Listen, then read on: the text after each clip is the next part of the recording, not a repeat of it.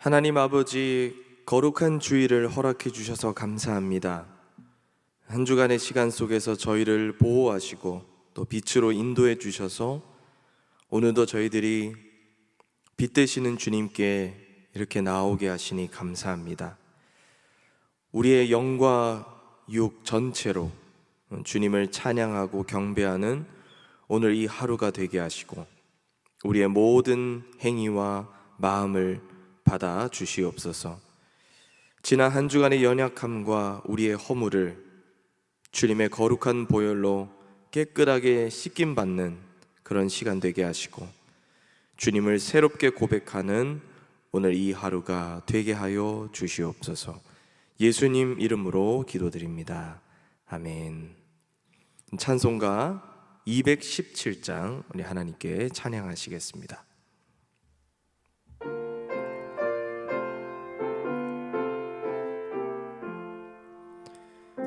하나님이 말씀하시기를 내 마음을 나에게 바치어라. 너 어디 있든지 날 섬기며 기쁘게 날 항상 의지하라. 치어라 내 마음을 주께서 나에게 이루시네. 캄캄한 죄에서 불러내신 주께서 늘 인도하시리라. 구주께서 말씀하시기를 내 마음을 나에게 다 바치고 사악한 죄에서 벗어나면 나 어찌 널 구원하겠느냐. 바치어라 내 마음을 주께서 나에게 이루시네. 캄캄한 죄에서 불러내신 주께서 늘 인도하시리라. 성령께서 말씀하시기를 가진 바 모든 것 다 바뀌고 내 맘도 기쁘게 바치어라. 풍성한 은혜를 더하리라. 바치어라 내 마음을 주께서 나에게 이루시네. 캄캄한 죄에서 불러내신 주께서 늘 인도하시리라.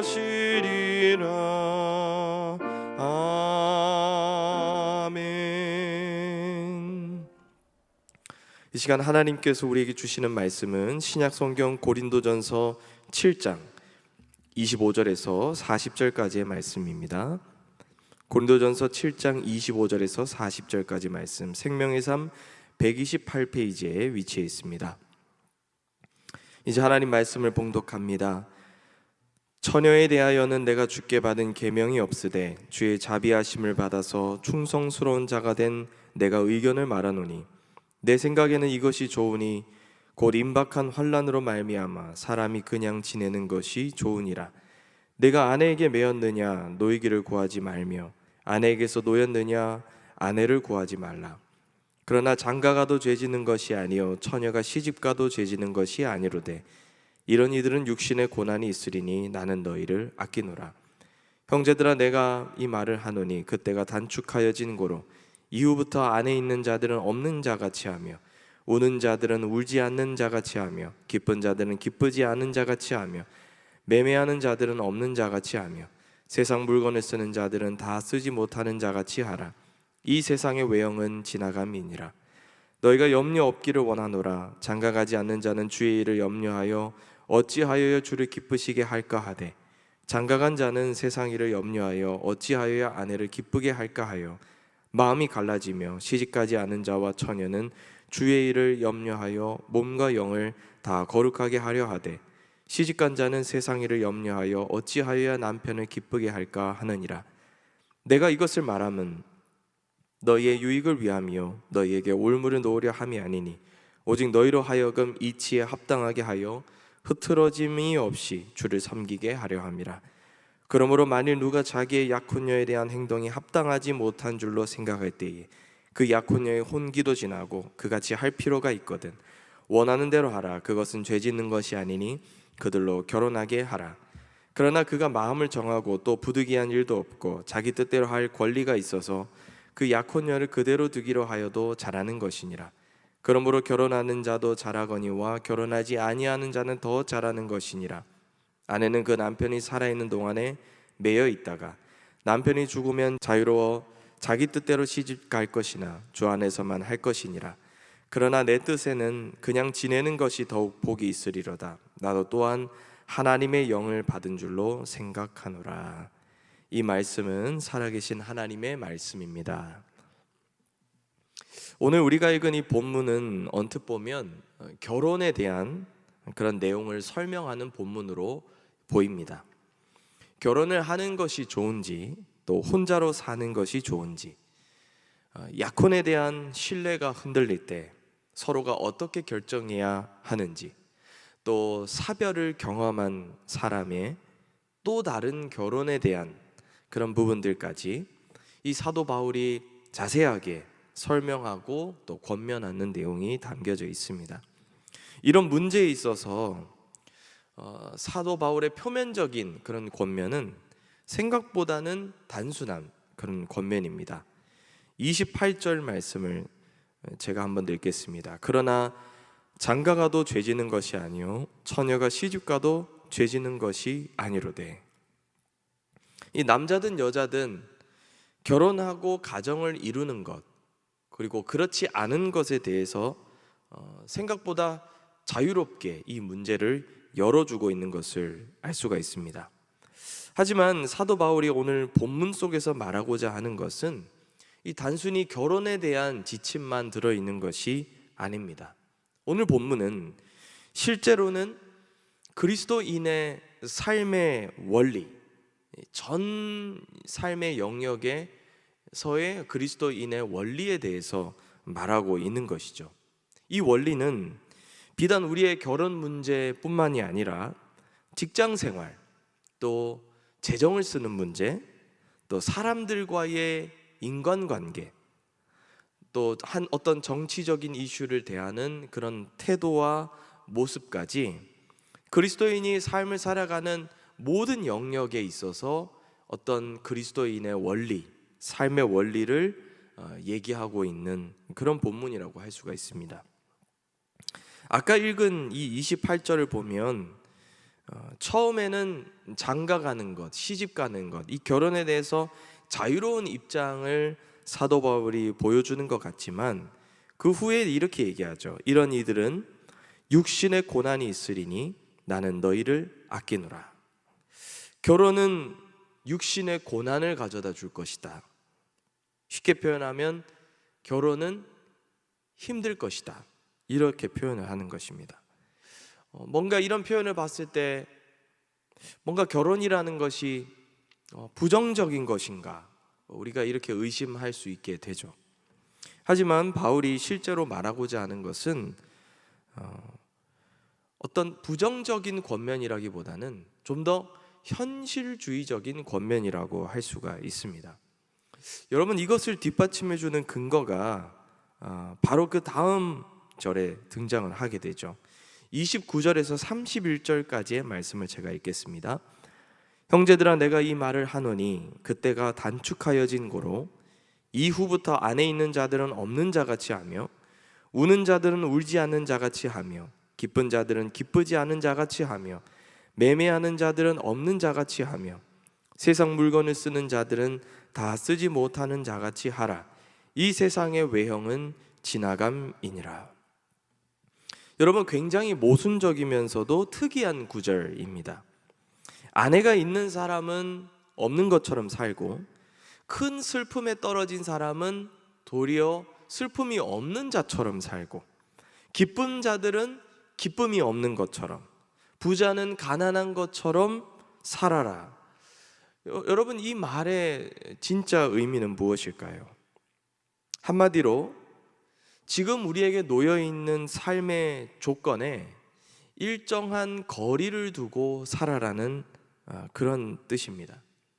이 편지를 보고 있는 고린도 교회 성도들도 이해하기 어려운 내용이었겠지만, 오늘 이 본문을 읽고 있는 저와 여러분들에게도 무척이나 이해하기 어려운 본문입니다.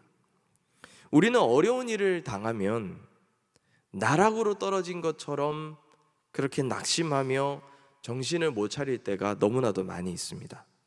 그러다가도 행운을 만나면 하늘을 나는 것처럼 들떠서 자랑하기 일쑤이죠. 정도의 차이만 있을 뿐이지 우리 모두는 우리가 살아가는 일상을 대단히 집착하며 살아갑니다. 그런데 바울은 지금 그런 일상에서 우리가 만나는 현상들과 일정한 거리를 두며 살아라고 권면하고 있는 것이죠. 왜 이런 말을 하는 것일까요? 그리고 이런 바울의 권면이 우리의 현실 속에서 실현 가능한 일일까 생각해 봅니다. 31절 말씀을 제가 한번 더 읽겠습니다. 세상 물건을 쓰는 자들은 다 쓰지 못하는 자같이 하라. 이 세상의 외형은 지나감이니라. 왜 이런 말을 하는 것일까? 바로 이 세상의 외형은 다 지나가기 때문입니다. 우리가 집착하는 것, 우리가 붙잡고 싶어 하는 것, 우리의 삶에 실제로 많은 부분에서 영향을 미치는 그런 것들은 다 지나간다는 것이죠. 헬라어로는 이 눈앞에서 실증적으로 벌어지는 현상, 이렇게 풀이가 됩니다. 쉽게 말해서 우리가 보고, 우리가 만지고, 우리가 느끼는 모든 것들, 그것은 다 지나간다는 것이죠. 남편도 아내도 지나가고요, 부모와 자녀들도 지나가고, 우리가 손에 움켜쥐고 있는 많은 것들, 우리가 사랑하는 것들, 시간, 물질, 존재, 이 모든 것들은 다 사라지고 지나간다는 것입니다. 그렇기 때문에 이 세상의 외형들과 우리 눈에 보이는 실증적으로 벌어지는 현상들과는 어느 정도 거리를 두며 살아라. 바로 사도 바울의 권면이라고 할 수가 있습니다. 사도 바울이 왜 앞에서 이 결혼에 대해서 이렇게 냉소적으로 얘기하는 것처럼 보였는지 이제야 우리가 이해를 할 수가 있는 것이죠. 다 사라질 것이기 때문에. 그러나 소멸되지 않는 것, 절대로 사라지지 않을 영원한 것, 바로 하나님 나라, 그 나라는 영원할 것이기 때문에 그 나라를 기다리며 그 나라를 위해 섬기는 자가 되는 것, 바로 그것을 바울은 오히려 우리에게 권면하고 요청하고 있는 것입니다. 성도 여러분, 오늘 읽은 이 본문이 어떻게 들려지고 있는가 생각해 보면 마음이 어렵습니다. 우리는 거리를 두기는커녕 나이가 들어서도 여전히 힘주고 살아가는 사람들이 많이 있죠. 또 죽는 순간 그 직전까지도 내 속에 있는 이 자아를 실현해 보려고 열정을 가지고 살아가는 사람들이 이 세상에는 너무나도 많이 있습니다. 이런 우리가 세상의 외형들과 거리를 두고 또 그것들로부터 초연해질 수 있는 것이 가능한 일인가? 그냥 마음을 잘 다듬고 공부를 하고 수련을 열심히 하면 되는 것일까?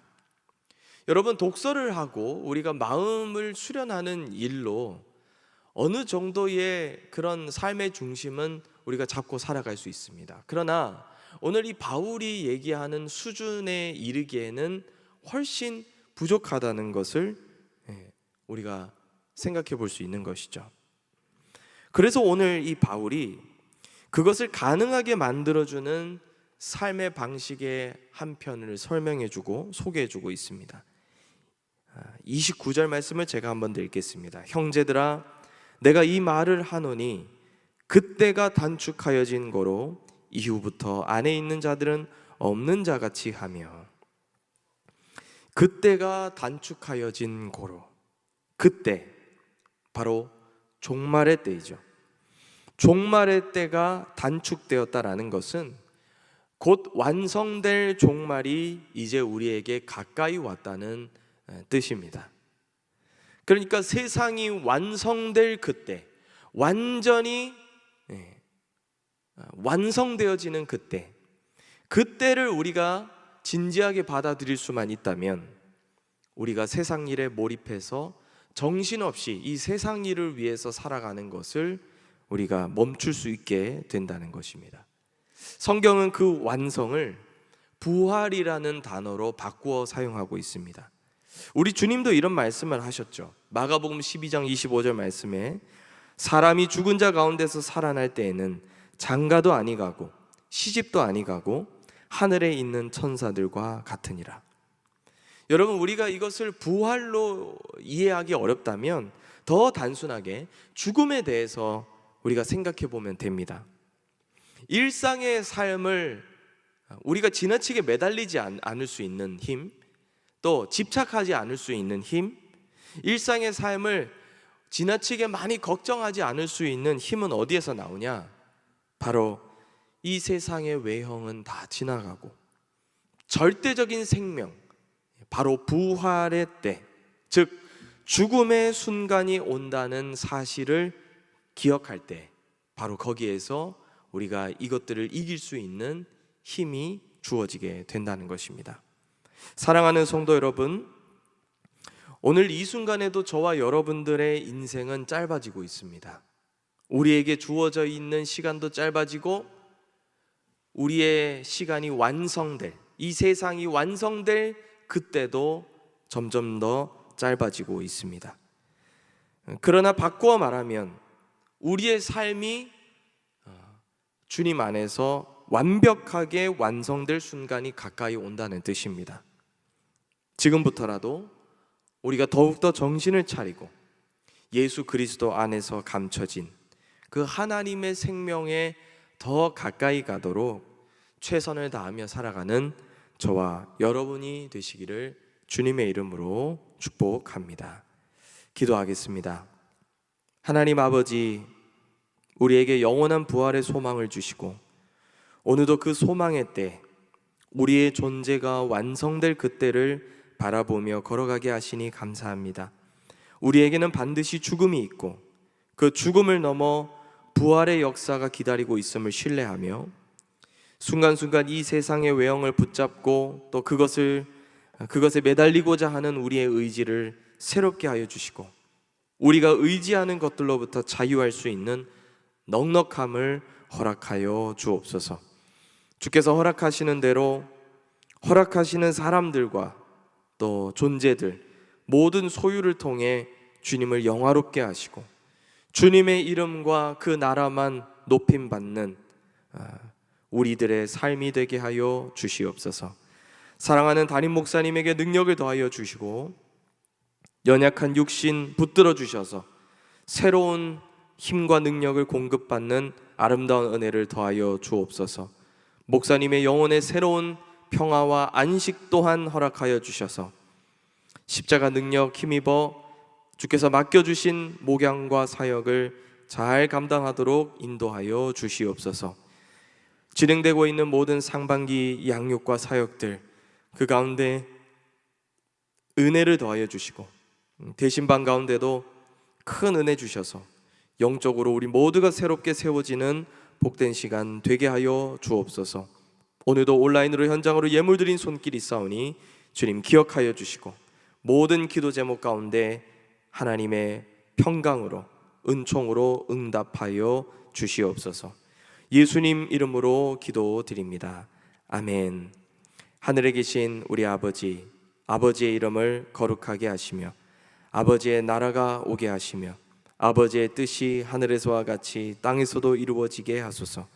오늘 우리에게 일용할 양식을 주시고 우리가 우리에게 잘못한 사람을 용서하여 준 것 같이 우리 죄를 용서하여 주시고 우리를 시험에 빠지지 않게 하시고 악에서 구하소서. 나라와 권능과 영광이 영원히 아버지의 것입니다. 아멘. 이 시간 계속해서 기도하실 때 나라와 민족, 교회를 위해 오늘 말씀을 놓고 계속해서 기도의 자리로 나아가시겠습니다.